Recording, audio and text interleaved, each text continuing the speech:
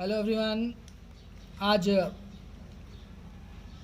मौर्य साम्राज्य पार्ट 2 लेके आया हूँ मैं।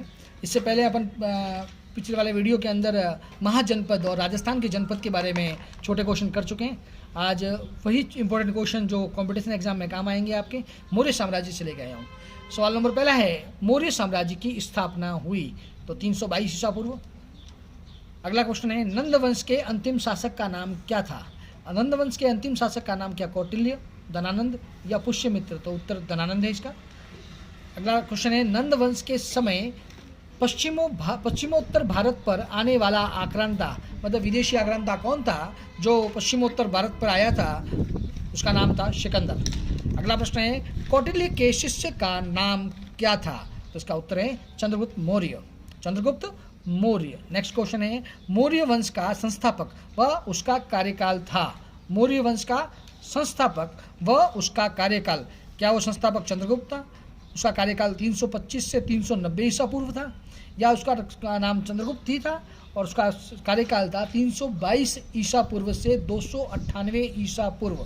तो इसका उत्तर है चंद्रगुप्त 322 ईसा पूर्व से 298 ईसा पूर्व। नेक्स्ट क्वेश्चन है, चंद्रगुप्त ने सेल्यूकस निकोटर को पराजित किया। चंद्रगुप्त ने सेल्यूकस निकोटर को कब पराजित किया? चंद्रगुप्त ने सेल्यूकस निकोटर को कब पराजित किया? इसका आंसर है 305 ईसा पूर्व में पराजित किया। अगला प्रश्न है, सेल्यूकस ने क्या लेकर, प्रश्न से ध्यान रखना, सेल्यूकस ने क्या लेकर अफगानिस्तान, बलूचिस्तान, सिंधु नदी का क्षेत्र दिया, चंद्रगुप्त को दिया था? क्या लिया था चंद्रगुप्त से उसने, कि वहाँ से उसने अफगानिस्तान लिया, बलूचिस्तान लिया, सिंधु नदी के आसपास के क्षेत्र लिए? क्या लिया था? क्या 4000 हाथी लिए थे? हेलेना से विवाह किया था? या 500 हाथी लिए थे? तो इसका आंसर है 500 हाथी लिए थे। अगला प्रश्न है, अहनारू और मुरनानुरू कौन से ग्रंथ हैं? कौन सी भाषा के ग्रंथ हैं? क्या ये फ्रांसीसी है? क्या ये तमिल ग्रंथ है? क्या ये मलयालम ग्रंथ है? इसका आंसर है तमिल ग्रंथ है। इसके आंसर क्या है? तमिल ग्रंथ है। ये ध्यान रखना, इंपॉर्टेंट क्वेश्चन है ये। अगला प्रश्न है, चंद्रगुप्त ने जैन धर्म की शिक्षा ली थी। चंद्रगुप्त ने जैन धर्म की शिक्षा किससे ली थी? प्रयाग प्रसूति के से प्रभावित होकर, अहनानुरू ग्रंथ से प्रभावित होकर, या भद्रबाहु से उसने जैन धर्म की शिक्षा ली थी? तो इसका उत्तर है भद्रबाहु। अगला प्रश्न है, चंद्रगुप्त मौर्य ने उपवास करके कहाँ अपना शरीर त्यागा? चंद्रगुप्त ने उपवास करके कहाँ अपना शरीर त्यागा, मतलब अपने मौत को गले लगाया, कहाँ इनका स्वर्गास हुआ? इसका उत्तर प्रश्न ऑप्शन है मैसूर का रंगपट्टनम, मगध या श्रवणबेलगोला? इसका उत्तर है श्रवणबेलगोला। अगला प्रश्न है, अमित्रोचेट्स किसे कहा गया है? ध्यान रखिएगा, अमित्रोचेट्स किसे कहा गया है? अमित्रोचेट्स क्या चंद्रगुप्त को कहा गया है, बिंदुसार को कहा गया है, या चंद्रगुप्त मौर्य को कहा गया है? इसका उत्तर है बिंदुसार को कहा गया। ये चंद्रगुप्त का उत्तराधिकारी था बिंदुसार को कहा गया है। अगला प्रश्न है, वायु पुराण में बिंदुसार को क्या कहा गया है? वायु पुराण में बिंदुसार को किस नाम से संबोधित किया गया है? क्या अमित्रोचेट्स कहते थे उन्हें, भद्रसार कहते थे, या शूरसेन कहते थे? इसका उत्तर है भद्रसार कहते थे। वायु पुराण में इसे भद्रसार कहा गया है। अगला प्रश्न है, जैन ग्रंथों में बिंदुसार को क्या कहा गया है? मैंने यहाँ पे प्रश्न दिया है वायु पुराण में और दूसरे में दिया है जैन ग्रंथों में। तो जैन ग्रंथों में क्या उसको सिंहसेन कहा गया है, भद्रसार कहा गया है, या शूरसेन कहा गया है? जैन ग्रंथों में बिंदुसार को सिंहसेन कहा गया है। क्या कहा गया है?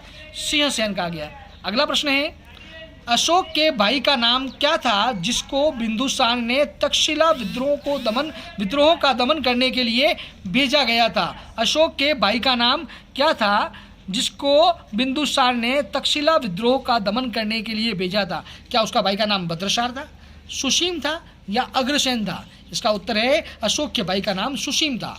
अगला प्रश्न है, बिंदुसार के राज दरबार में यूनानी राजदूत थे।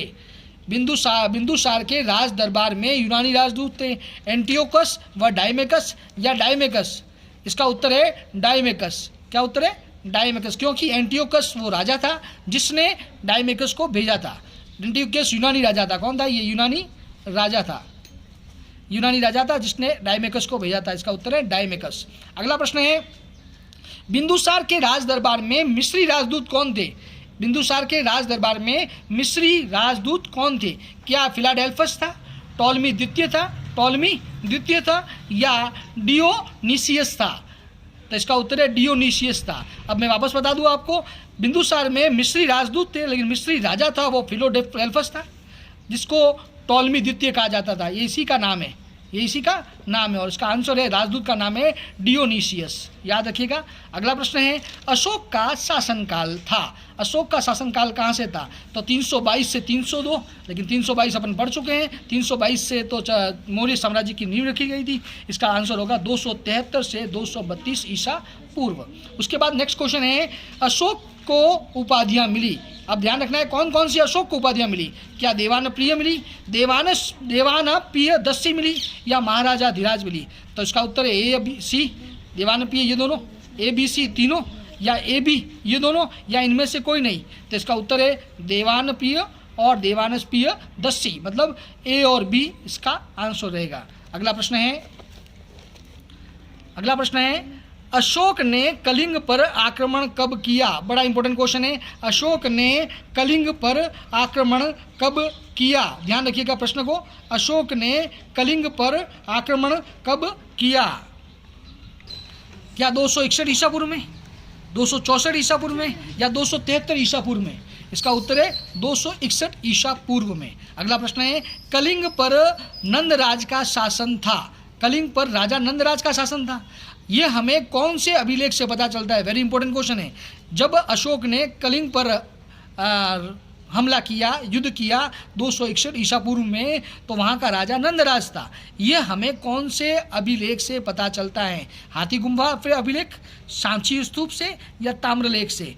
इसका उत्तर है हाथी गुम्फा अभिलेख से हमें पता चलता है कि यह अशोक ने कलिंग पर अधिकार किया था और उसके समय उसका राजा नंदराज था। अब बात करते हैं वापस इस क्वेश्चनों की जो मैंने आपको पिछले वीडियो में दिए थे। ये 20 क्वेश्चन दिए मैंने आपको टोटल मिला के।